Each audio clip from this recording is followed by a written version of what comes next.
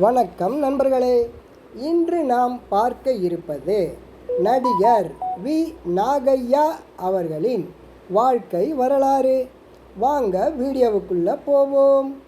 ஒரு சிறந்த நடிகரின் நடிப்பை பாராட்டும் போது அவர் அந்த கதாபாத்திரத்துடன் கலந்துவிட்டார், ஒன்றிவிட்டார் என வர்ணிப்பது உண்டு. அந்த வர்ணனை சற்று மிகையாகவும் இருக்கக்கூடும்.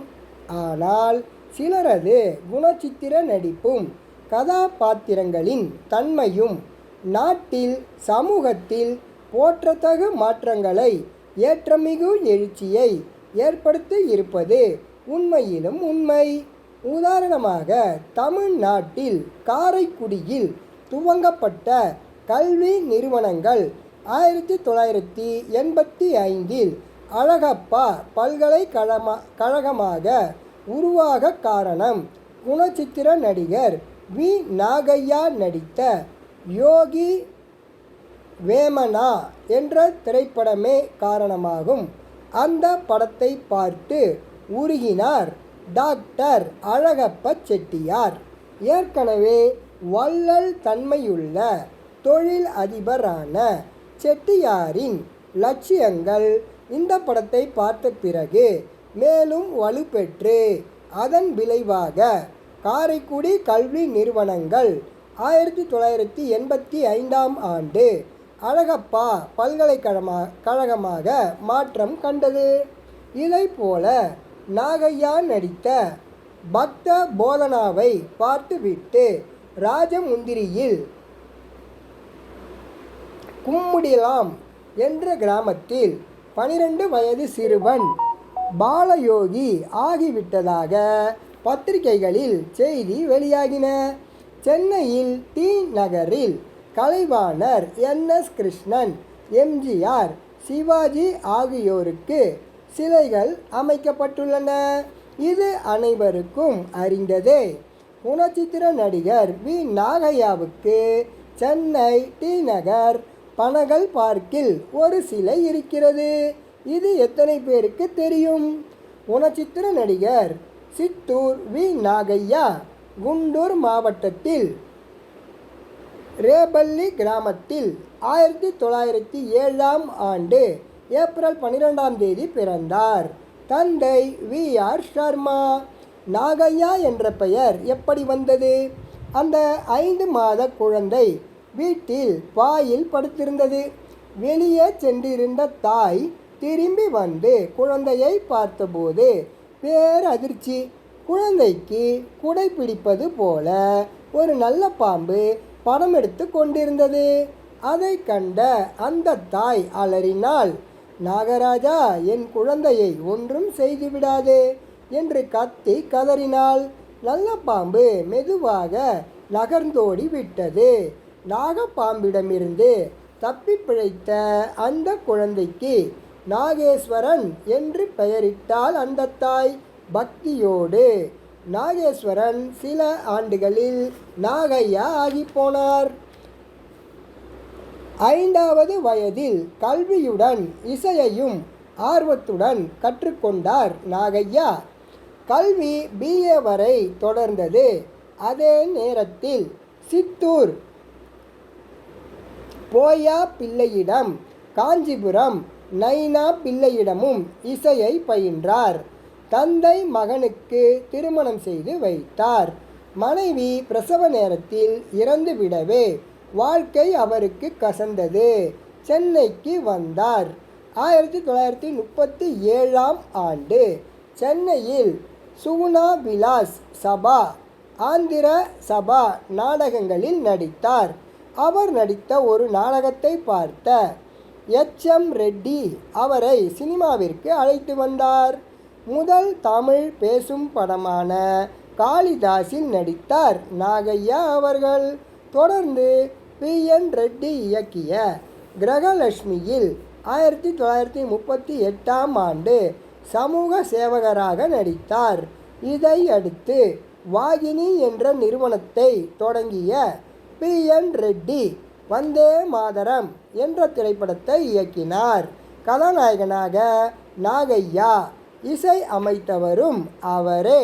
பொதுவாக நாகையா எந்த வேடங்கள் ஏற்ற வேடங்கள் எல்லாமே மென்மையுமானவை.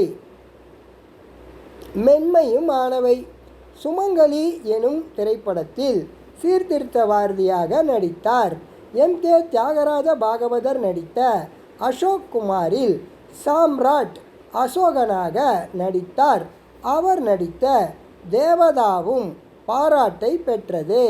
வாகினியின் பக்த போதனா ஒரு மகானின் இசை சரித்திரம்.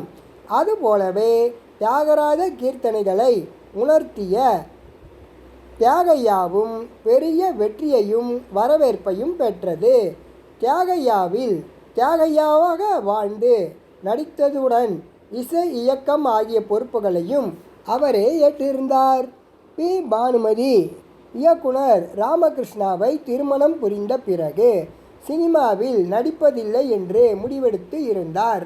அந்த முடிவை மாற்றி ஸ்வர்க சீமாவில் நடிக்கவும் பாடவும் பானுமதியை சம்மதிக்க வைத்தவர் நாகையாதான். அந்த திரைப்படத்தின் நாயகரும் இசையமைப்பாளரும் அவரே. இசை அரசி எஸ். சுப்புலட்சுமி நடித்த மீராவில் அவரது கணவர் ராணாவாக தோன்றினார் நாகையா. மீராவின் கிருஷ்ண பக்தியும் தாம்பத்திய வாழ்வும் என்றுமே சேர முடியாதவை என்பதை உணரும்போது நாகையா தன் வேதனையை சிறப்பாக பிரதிபலித்திருந்தார். ஜெமினியின் சக்கரதாரியில் புயவன் கோரா கும்பராக அதீத பக்தியால் தன் குழந்தை என்று கூட தெரியாமல் களிமண்ணோடு சேர்த்து மிதித்து அந்த குழந்தை இறக்கும் காட்சி காண்போரின் கண்களை குளமாக்கும். பி. கண்ணாம்பாவின் நவஜீவனத்தில் காந்தியின் பக்தராக உன்னத வேடத்தில் நடித்தார். கே. ராம்நாத் இயக்கிய ஏழைப்படும் பாடு திரைப்படத்தில் கதைக்கு அச்சாணியாக அமைந்த கந்தன் என்கின்ற வேடத்தில் அற்புதமாக நடித்தார் நாகையா.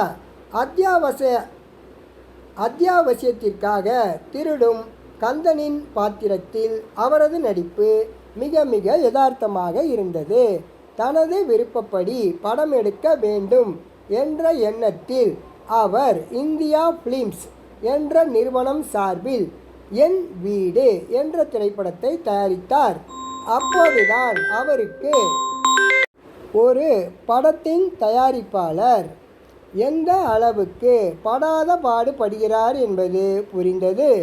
நாகையாவின் மனைவி ஜெயம்மா அடிக்கடி கணவரிடம் கூறுவாராம், பெயர்தான் என் வீடு, உங்களுக்கு சொந்தத்தில் ஒரு வீடு இருக்கிறதா? முதலில் சொந்தத்தில் ஒரு வீடு வாங்குங்கள், அப்புறம் படம் எடுங்கள் என்றும். ஆனால் மனைவி சொன்னதை நாகையா கேட்கவில்லை.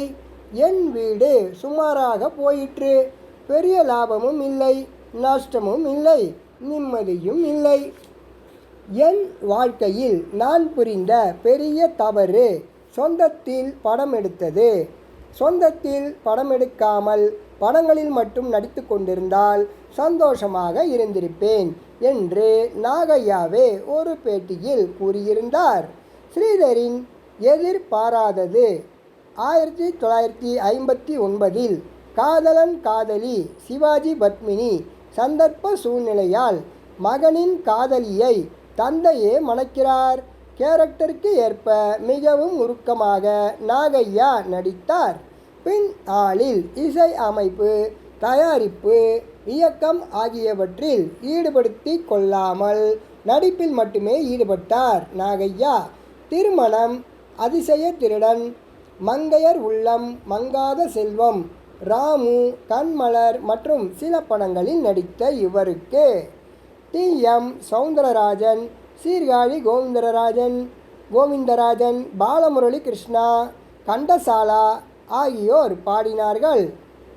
நடிப்பு, கதை அமைப்பு, பாட்டு, இயக்கம், தயாரிப்பு என்று பல அவதாரங்களில் அற்புதமாக பரிமளித்த வி. நாகையா அவர்கள் 1977ஆம் ஆண்டில் காலமானார். இந்த வீடியோ உங்களுக்கு பிடிச்சிருந்தா லைக் பண்ணுங்கள், ஷேர் பண்ணுங்கள், மறக்காமல் சப்ஸ்கிரைப் பண்ணுங்கள் நண்பர்களே. வேறு ஒரு தகவலுடன் அடுத்த வீடியோவில் சந்திப்போம். நன்றி.